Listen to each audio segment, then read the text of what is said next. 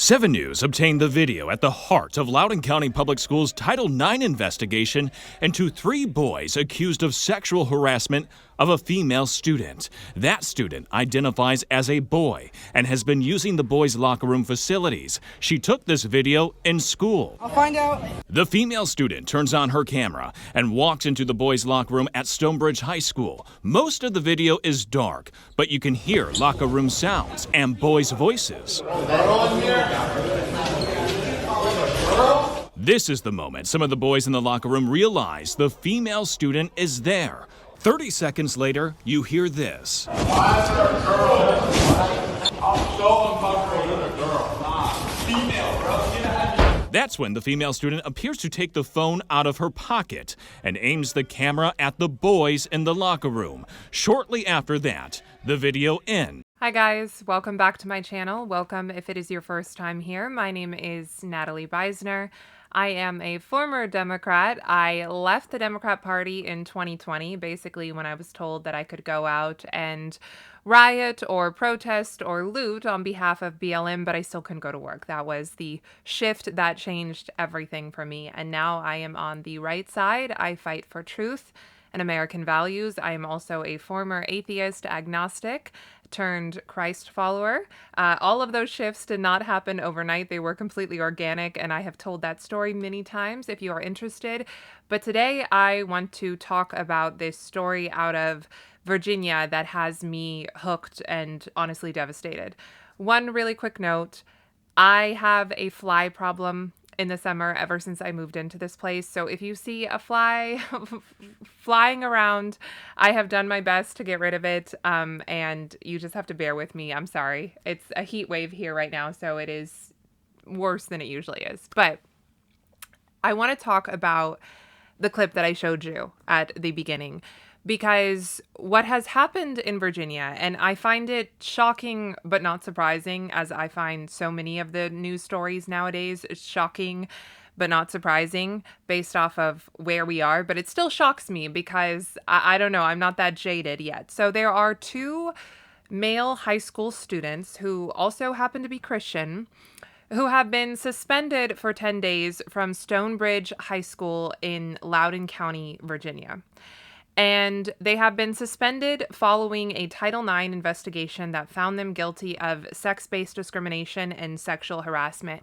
And their crime was being filmed in the boys' locker room by a girl student who identifies as a boy, who was filming these boys in the boys' locker room. And what did she catch them on camera doing? Asking why a female is in the boys' locker room. That was their crime, what you just saw at the beginning of this video.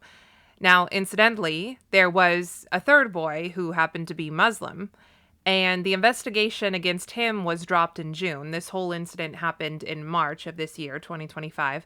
Investigation against the 3rd boy, the Muslim, was dropped in June, but these 2 other boys, who, as I said, happen to be Christian, are suspended for 10 days. I believe they are in their suspension right now. So I don't really know the full story on that, but I have some guesses. Now, you may be thinking, isn't it illegal to film inside a locker room? Well, yes, in the state of Virginia, it is.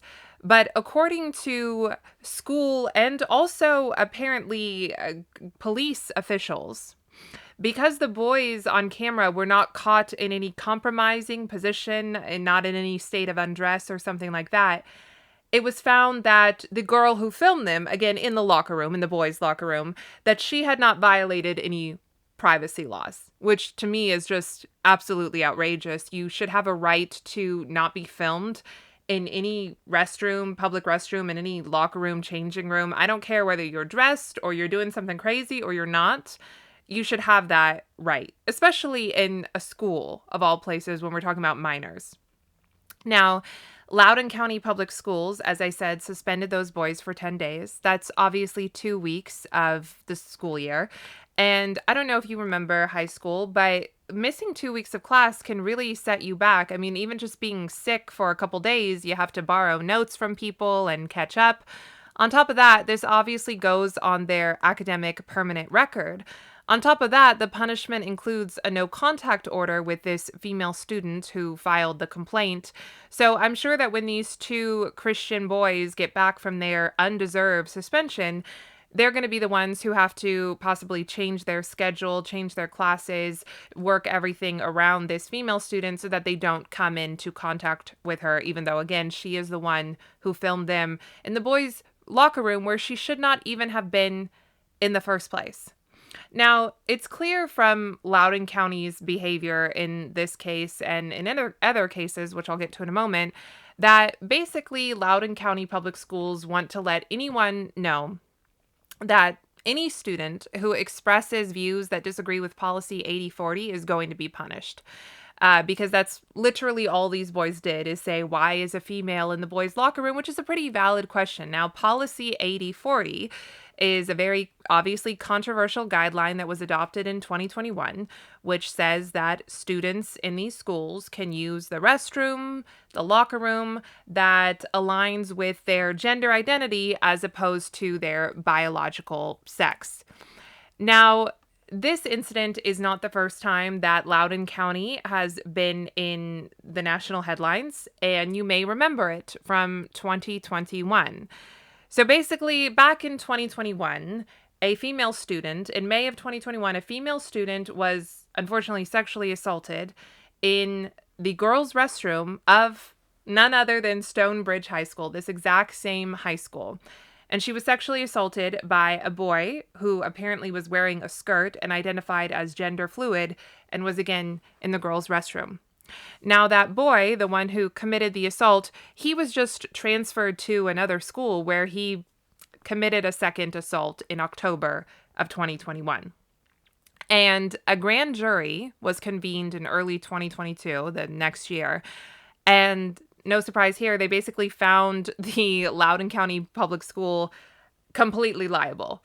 The report cited, quote, a stunning lack of openness, transparency, and accountability, end quote, and they noted missed opportunities to prevent the second assault. No kidding, right? Maybe don't transfer the kid to another school, and maybe don't let the kid in the girls' restroom at all in the first place, just because he's gender fluid.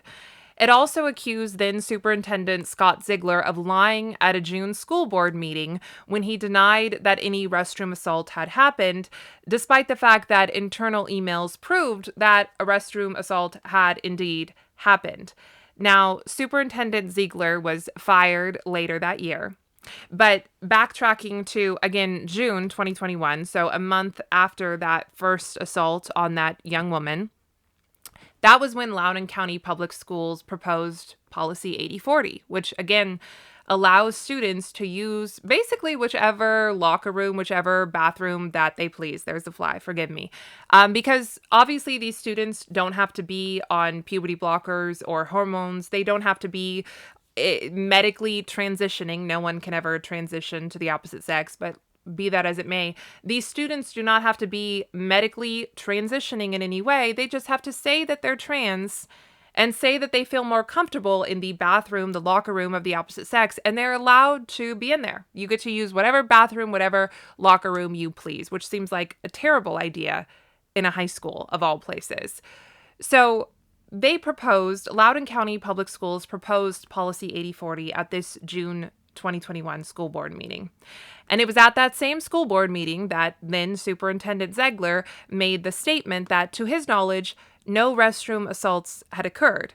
Now, this sparked outrage at that school board meeting because the May assault had already been reported to school officials, and also the father of the girl who had been assaulted by the boy in the skirt who was gender fluid, he was at that school board meeting, and he was understandably outraged, and he was arrested for disorderly conduct and apparently resisting arrest after confronting a school board member.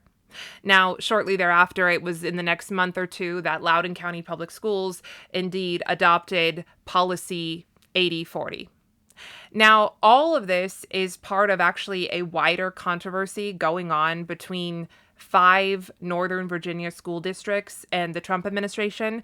In fact, you may have seen this photo go viral of a Democrat doing Democrat things, right? Because the lieutenant governor of Virginia, Winsome Sears, who happens to be a black woman, she had the gall to speak at the Arlington School Board meeting to oppose Arlington Public Schools' transgender locker room and bathroom policies that, again, allow students the option to go into any bathroom, any locker room that they like, whatever aligns with their gender identity as opposed to their biological sex. And because Lieutenant Governor Winsome Sears, who's also, I believe she was a Marine, because she had the nerve to speak her mind and what's more, speak the truth, there were protesters outside that school board meeting, including this person here, who apparently thought that it was okay to say that black people can't share a water fountain with white people if we're gonna, bar trans kids from the restrooms that they want to use. Even if you're saying that as a joke, it's kind of really not the best look, is it? And this is what Democrats do in the year of our Lord 2025. They get so progressive that they actually get regressive. You get so progressive wanting to include trans women in sports that you actually regress to a point where women's trophies and scholarships and awards are being taken away by men. You get so progressive wanting to include trans and gender fluid students that you actually start saying, hey, maybe we should segregate the races again. And this is exactly what Democrats do. Now, when I spoke of this wider controversy between these 5 Northern Virginia school districts and the Trump administration, it is Alexandria, Arlington, Fairfax, Loudoun County, and Prince William. All 5 of these school districts are refusing to comply with what the Trump administration has ordered. The Trump administration has said there are 2 sexes, male and female, and that when you are in these public schools, you have to use the restroom, you have to use the locker room that aligns with your biological sex, not your gender identity. These 5 public schools are refusing to comply with that. I believe they were given a period of time to comply. They refused. And so now the Department of Education is saying that they are going to cut off federal funding, and they are in the process of doing that. Now, these 5 school districts' refusal to comply, a lot of it ties into something called the Virginia Values Act, which is a 2020 civil rights law that basically added protections to Virginia's existing Human Rights Act. And it added these protections against discrimination based off of sexual orientation and also gender identity in areas like housing, employment, and credit. And yes, all of those things. It also goes back to the case of Gavin Grimm. Now, Gavin Grimm is a natal female who was in high school circa 2014, 2015. She started transitioning. Again, no one can ever transition to the opposite sex, so I say that with a huge grain of salt. But she started identifying as a male while she was in high school. She started using the boys' restroom. For a while, it was okay, but then, understandably, parents started to complain, so the school said, hey, you have to use the girls' restroom because you are a girl, or you can use this third restroom that was basically, I guess, all to herself because there were no other trans students to speak of. To me, that sounds kind of cool, honestly, but I could see how it would be embarrassing to have a bathroom to yourself in high school.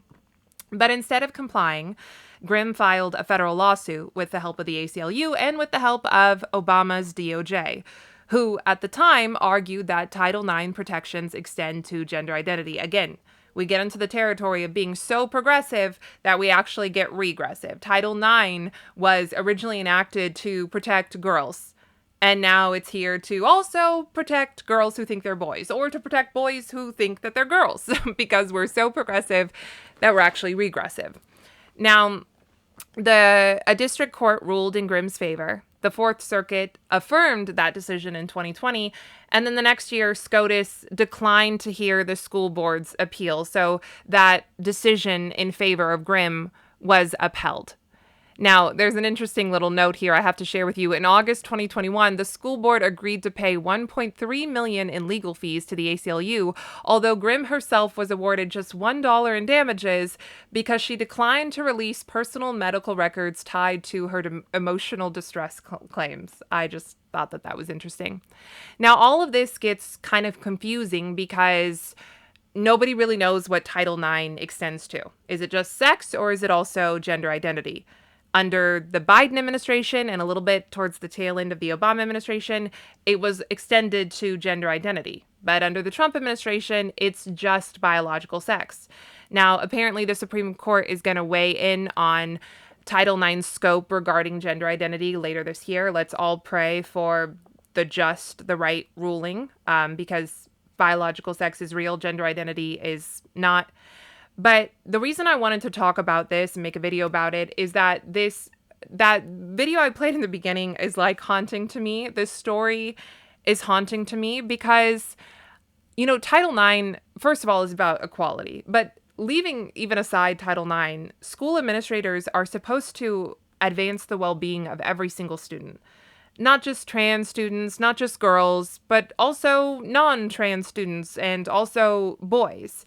And that's not what happened here. And I find it so frustrating, I'm sure you do too, that we keep having to learn the hard way why we have sex-separated places, like bathrooms and locker rooms and changing rooms, just like why we have sex-separated sports. We do not have sex-separated sports just because some of the population likes to wear dresses and be called she, her, and other parts of the population like to wear pants and be called he, him. That's not why we have sex-separated sports. It has nothing to do with what you like to be called, what you want to be referred to as, what your feelings are, how you identify. It is because we have females who are typically shorter, slower, weaker than males, who are typically taller, faster, stronger. That's why we have sex-separated sports. And we have sex-separated spaces like locker rooms, restrooms, changing rooms. Because yes, females are on average more physically vulnerable than males. They deserve to have those places that are female only to be safe, to feel safe. But also, these sex-separated spaces like restrooms and locker rooms, they protect men and boys too. No, men and boys are not quite as vulnerable to physical assault from the opposite sex as are females. However, men and boys are more vulnerable to false allegations. And even if no false allegations are happening or no assault is happening, even if everyone is quote unquote behaving well, it still comes down to the fact that boys, particularly hormonal boys in junior high and high school, they have a right to male-only spaces. They have a right to be in a changing room just with other males, to be in various states of undress just with other males. They have a right to be in these vulnerable positions away from prying female eyes in the same way that a hormonal teenage girl has that right to, maybe be in states of undress only with other girls and not with a boy in the locker room who also thinks he's a girl. And I think that sometimes we forget to protect boys who are boys, children, not men, boys, because we have this idea that, boys don't care. They like it. They want to be in a locker room with another girl getting undressed. They're oversexed. They don't mind. They can take care of themselves. And I don't think that that is the right way to handle it. I mean, I can't help but think that were the roles reversed in this? I mean, obviously, Loudoun County Public School wouldn't care. We know what they do when the roles reverse. They let a girl be sexually assaulted in the girls' restroom like they did in 2021. But I think the rest of the world would be more outraged if this were a scenario where girls were in the locker room and they were wondering why a male was in the girls' locker room, and then also that male was filming them while they were in the girls' locker room. I feel like everyone, including a lot of people who vote Democrat, would be pretty upset. But somehow, because it's boys and it's a girl, it's kind of okay. I don't think that it's okay. Boys have a right to male-only spaces, just like girls have a right to female-only spaces. Another thing that really grinds my gears about this is that we're sold this false bill of goods that it's just about equality for the LGBT, but it's really not. Because when it comes down to it, when it comes down to disparate values, disparate desires, when it comes down to any type of altercation, they're going to side with the trans student. Loudoun County Public Schools, Stonebridge High School specifically, but really across the country, they're going to side with the trans student. The trans student's desires, feelings, that trumps everything else. It doesn't matter what I'm just going to say it, what the normal students want. Doesn't matter what they desire. Doesn't matter that these boys did not feel comfortable with this female in the boys' locker room. No, it always comes down to how does the trans student feel about the situation. And I'm sorry, but that's not equality. The last thing that I want to say here is that as we put these ideas into students' heads, into children's heads, because it is a social contagion, as we promote this idea of transgenderism, oh, you might be trans, you might be born in the wrong body. Why don't you just feel it out? See what gender you want to be. See if you like the boys' restroom more than the girls', whatever else. We are going to create more students who think that they are trans. And we're going to have more of these situations where, again, you're coming up with disparate values, disparate desires. And again, the trans students always went out over the normal students. And if you have any doubt that we are creating this problem, because we really are, that we are fueling this social contagion, let me just run a few numbers by you. So circa 2016, 2017, the percentage of Americans ages 13 to 17 who identified as trans was about 0.7% of that age group. Around 150,000 young people ages 13 to 17 identified as trans in the years 2016, 2017. By 2021 to 2022, it was 1.4% of that population who identified as trans, around 300,000. So it had already doubled in a span of 4 years, give or take. The latest numbers we have, which are around 2023, it's around 3.3% of the population ages 13 to 17 who identify as trans, or around 724,000. So I'm sorry, you don't see numbers explode like that when it's not a social contagion. And it can't just be due to, oh, we're more accepting, because if it were just due to the fact that we're more accepting now, you would see people in all age groups come out and say, hey, I'm trans, I just never shared it before. You would see 80-year-olds come out and say, hey, I'm trans, I just never felt comfortable to share it before. And also, you can't say we see these skyrocketing rates because of more acceptance, even as in the next breath you claim that we're so unfriendly to trans people that they are wanting to, take their life in their hands. Like, which road are you going down? Because trans activists and allies, they like to say we're horrible to trans people. Trans people have to fight for their right to exist. But then when you bring up these skyrocketing rates of young people specifically identifying as trans, they will say, oh, it's because we're more accepting. So again, I'm very confused about which it is. But I just really wanted to talk about that story. Keep an eye on this SCOTUS ruling. I mean, it's not specifically in regards to these young men who were unfortunately suspended, but it is in regards to Title IX scope and whether it includes gender identity. Keep an eye out for that. Pray for a good ruling, and pray for these young men who were needlessly suspended. I don't know. If you are a parent sending your kid to Stonebridge High School, I think you got to get your kid out of there. Obviously, this school does not care about your child's well-being if your child is a normal child and not someone who struggles with their gender identity. Anyways, I just wanted to talk about that because, like I said, it was on my heart. It's on my mind. I can't believe that happened, but I can actually believe it. Like I said, it's shocking but not surprising. Anyways, if you guys like this video and you want to see me cover more topics, please leave a comment, leave a like, subscribe if you haven't already. It really helps me out. I had some transitions happen this past week in my employment and in my career. So I'm really trying to devote more time to my own content, to my own channel. And I appreciate you guys more than you know. And, as I build, as I grow, I want to be able to have better audio, have better video. I'm just kind of starting where I am and, hoping to grow from there. And I want you guys to come along with me. So I will see you next time. Thanks for watching.